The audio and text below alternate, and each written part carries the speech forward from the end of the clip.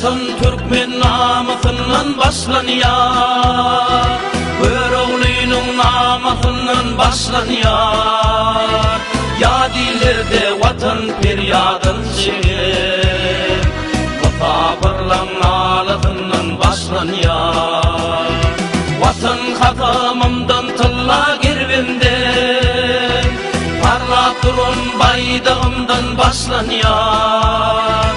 Karaslı bir taraf giyip yurdumda, Tutulyan toy bayramımdan başlanıyor. Dinle vatan öğretir minnetliği, olur dua ederdi de şükürlü. Vatan Türkmenlerin mukaddetliği, Dine Allah